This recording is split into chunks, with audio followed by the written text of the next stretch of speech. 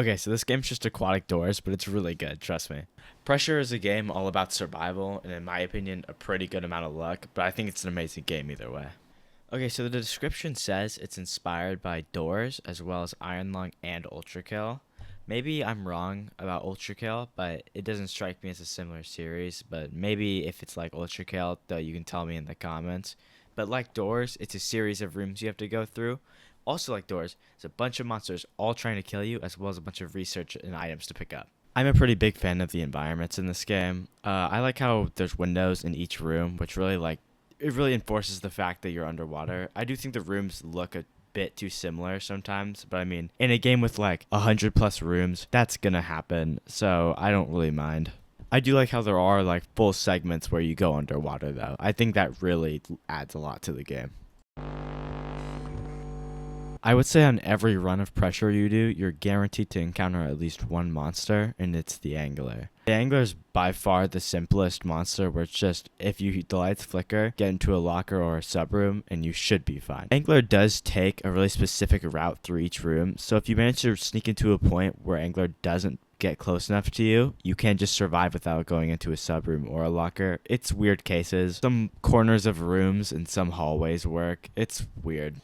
But now let's say hypothetically, the locker you got in had a little friend in it. Those are what's called puddles of void mass. You can spot them pretty easily by just looking in the holes in the locker and looking for purple eyes and just not going in the ones with purple eyes. But if you do end up getting grabbed by one, if you're playing solo, you'll die instantly. But if you're playing with some friends, they can actually rescue you from the locker so you don't instantly die. But if you're with my friends, you'll probably die in there. The thing is though, not every room is built for you to be pulled out, so stuff like this can happen.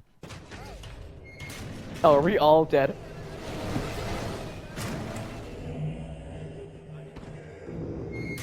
No, I think he ran off. So I couldn't think of a transition for this next one, so I'm just not gonna make one. Next is the monster called Infestation, or as my friends call it, the Gyat monster. Infestation will just try to make you look at it, dealing damage to you, and will go away once you enter the next room. So if you're playing with a couple friends, if one of your friends enters the next room, the Infestation will go away for you as well. There is a hidden badge you can get with Infestation, where if you flash it with the flash beacon, it'll become much more aggressive and do more damage. I don't recommend doing this. It makes the run a lot harder because Infestation will keep showing up for you. Now, pretty often in your runs, you'll enter rooms that are just completely dark, and there's a variety of enemies you can find in those rooms. Probably the most common is this thing called squiddies, or squiddles? I don't actually really know how to pronounce that. They materialize in dark rooms and get aggravated when lights are shined on them. They don't do a ton of damage, but it's best to just not use light items in there. Best items when it comes to these guys are the flash beacon and the black light, but you're not supposed to know what those are yet. They just pretend I didn't even bring them up. Another enemy you'll often encounter in dark rooms are these things called good people. That is a lie. While you're going through doors, you'll encounter 2 to 3 doors that all have the same number. You can tell which one is real by the fake door's monitor sparking, or by just demonic groaning coming from behind it. If you're a normal person, you'll just wait for one of those 2 things to happen. But if you're skilled like me, you will guess every single time and get it right every single time. You call it luck, I call it skill. I didn't really know how to fit this one in because I'm recording this later than all the other ones, because this one is by far the newest monster / entity in this game, the turret. The turret is just a gun that'll rotate from left to right on the roof of a room. If you're caught in its scanner, it will fill you with bullets, and if you are caught, just hide behind a locker and the bullets won't go through it. The main counter is finding the switch in the room and just flipping it, and the turret will turn off. Most seasoned players won't find any of the past monsters a problem, but there's this next one that I think some people still struggle with even now, which is Pandemonium. Pandemonium is one of the few monsters that actually has a mini game associated with it. The lights will flicker just like Angler, and you won't know whether it's Angler or Pandemonium until it arrives. If you're in a locker, Pandemonium will run up to it and start this mini game where you have to keep your mouse in the center of the screen for around, I think, a minute or 2, and it will try to fling it out multiple times, but if you manage to get through the mini game, that's all you'll have to deal with. Since I was just talking about Pandemonium, I'm just going to go over all the Angler type monsters. There's Blitz, which is Angler, except he's really fast. There's Pinky, which is just Angler, except there's no light flickering, and you just have to depend solely on the sound it makes. There's Frogger, which is Angler, but it bounces back around 3 times. And there's Chainsmoker, which is Angler, but it emits this weird gas that makes you get out of lockers early before it arrives. Now you must be saying to yourself, wow, dude, these monsters seem really annoying and they suck to deal with. I got good news for you. That's like half of them that are in this game. There's still plenty to go. Now, once you reach like door 50 to 80, you'll encounter this thing called searchlights. The gimmick of this boss is that there's like 9 to 18 generators, depending on how many people are playing. You're at a giant room, and you have to reactivate all of them by doing this little spin wheel mini game. But there are all of these lights that searchlight displays around the map, and if you're caught by 2 of them, it grabs you and pulls you into its big mouth in the sky. It sounds pretty simple, and it is, but for someone like me, it's really anxiety-inducing. Okay, I know I've been acting all monotone for this video, but I'm just going to go off script for this. There are these things called wall dwellers. Now, I don't know what demon possessed the developers while making this, but they made quite possibly the most annoying thing in the game. Wall dwellers are silent, but during some rooms, they'll break through the wall and follow you silently and sneak attack you. Your teammates can't save you. They insta-kill. It's the worst thing ever. They can appear in like even the final couple rooms. They can kill you just before the final room. Oh my god, why? You can eat them also, by the way. Viewer, come closer. That's not close enough. Closer. Now, what if I told you there are some secret and hidden entities not everyone knows about? Actually, what am I even saying? I wrote this like a month ago. Everyone knows about these now. What am I even? I should have finished this video sooner. Now, I've only encountered a few of these, so I did need to consult the wiki for a lot of them. So if you wrote the wiki and you're watching this, thanks for that. Now, I think the one people have encountered the most by far is probably the multi-monster. It's inspired by this monster called A60 from this game called The Rooms, which inspired Doors, which in turn inspired Pressure. Its only tell is this red text that appears on your screen for a brief period, so you have to be quick in getting into a sub-room or a locker.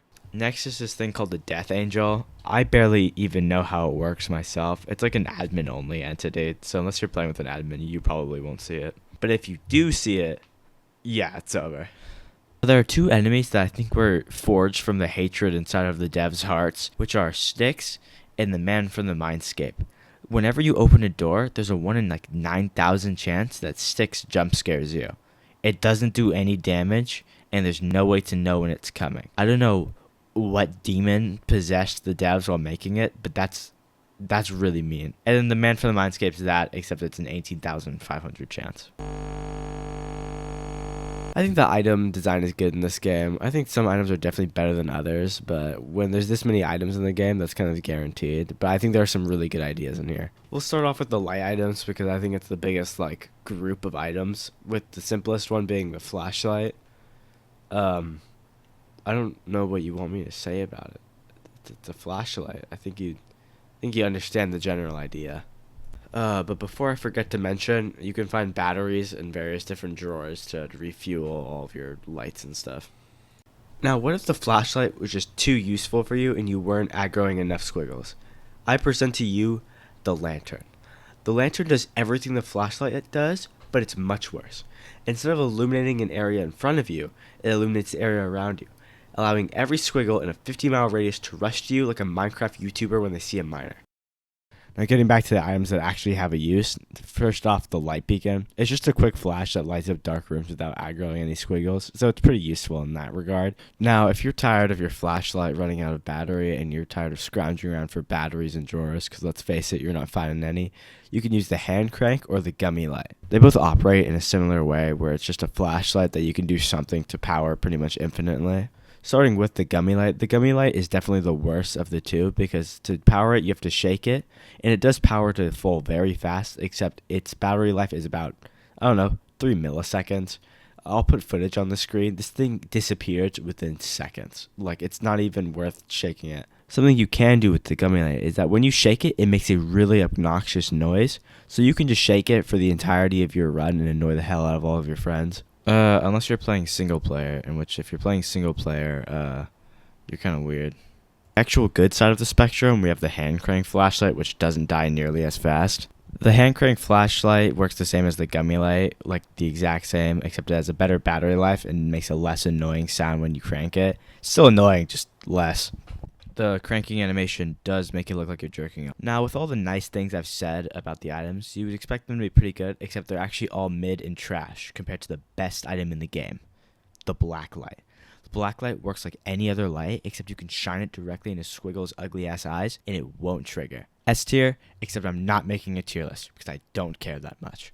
Now, the last item I'm going to talk about is this thing called the Necrobloxian. Now, I've only seen it one time, and I couldn't get it. So, the wiki said the light was pretty good, and it auto recharges. That's all I really have to say about it. Okay, when I said that'd be the last time I talk about, that was a lie. There's like a bunch of etc. items, just like the code breaker, which is just a lockpick, and the med kit, which heals 75 health. Oh, and I forgot. You can go to the Drop Dead shop or the Sebastian store to buy the items with the research you've collected. Okay, this will probably be the shortest segment, but I really wanted to talk about this because I think it's probably the best feature in this game. When you die, Sebastian will approach you at this desk and offer you a file on what killed you. He's one of the few monsters that doesn't kill you on sight. Once you've died to a monster once, the file you see will be mostly redacted, but once you've died to it a couple times, it'll become fully unredacted, and I think this is just an amazing way to do lore drops. There's also various items you can find that also have files on them. I'm not going to tell you what they are because I want you to go play the game for yourself. They're really cool though. Okay, I just wanted to flash some images of things that me and my friends have found all throughout our runs. We started like a little chat. We just send images of dope things we find. I think it was a nice way to bring a lot of people together. Yeah, I just wanted to share. That's all I really had to talk about. So, bye. Okay, so actually that's not all I had to talk about. Raveyard. Let's get started. The Raveyard is the newest mode in Pressure, and I think it's pretty good, but I do think I could have used more time to cook, but from what I hear, their time constraints were pretty poor, so for what they had, I think they did a really good job. Now, when you reach the Raveyard, you're equipped with this thing called the Grave Light, which is just the gummy light. Like, there's genuinely no difference. They're both shit. But also with the Raveyard, it's like this sprawling maze where there's plenty of dead ends to hit, and there's a bunch of crushed cans you can pick up, which are the currency here. It's the same style as the original Pressure, which is just get through a lot of doors to reach the end, but the areas vary a little more, and I think the monsters in there are pretty interesting, though there aren't that many. Starting with the Bouncer, his main gist is that he will just chase you like it was the only thing he was born to do, and he will just try to punch you till you die. The main counter to him will just be to keep moving and avoid the dead ends. If you're skilled enough, he'll disappear after just a few doors. Though he will come back later, but I don't want to spoil the ending because I want you to play it. But even if you escape the Bouncer, you have a much bigger and new problem, the Scolipede. Now, before the first update, you were much faster than it. You would just, after 3 rooms, it wouldn't even be there anymore. But they've buffed it massively, so this thing will be on your ass the whole time. It is so much harder. But while you're trudging through the Scolipedes area, you can find this bar where you can buy a party special, which is a badge item, and it's just regular drink. You can get a badge if you just buy 10 of the drinks, which is a lot harder than it sounds. That's all there really is to it. Just kind of Sebastian, but with less stuff to offer. Okay, now once you've gone through the Scolipede area, you should just be home free. Fuck. Okay, my mistake. The last main enemy are the candle bearers. They're pretty simple. If you just look at them, they'll stop moving. But don't look at them for too long or they'll turn blue and rush towards you. Also, quick note, there will be like 5 trailing you by the end of the area. And can you guess what their strategy is? It's to keep moving. Everything in this graveyard is to keep moving. Just keep moving, you will not die. Last note, before the update, there was no hit stun on them, allowing like 5 to all hit you at once and just annihilate you instantly without a second thought. But that's fixed now, so don't worry about it. Also, the note, can you guess what the strategy with them is? Just keep moving. That's literally all of this here. Just keep going and you should be fine. Also, last note, before the update, there was no hit stun immunity with them, allowing 5 of them to all hit you at once, and you would just be annihilated instantly. Like, you wouldn't even get to think. But that's fixed now, so don't worry about it. Now, there is a really big and awesome final boss zone, but I want you to get there yourself. I know you've probably already played through all of it by now, but imagine if there's someone who hasn't. Alright, that's all. Holy shit, I'm finally done. God damn. Okay, I don't know when exactly this will air, but I want you to know I started working on this August 8th. That was like 3 months ago, almost 4. My time management skills are in the gutter. Dude, and my video's not even that good. That last thing you just heard, I recorded that like 2 weeks ago. Oh, I didn't even talk about the suits or the badges. Okay. Suits, there's like a bunch of cosmetics in it. Yeah. Badges, just go on the games page and scroll down.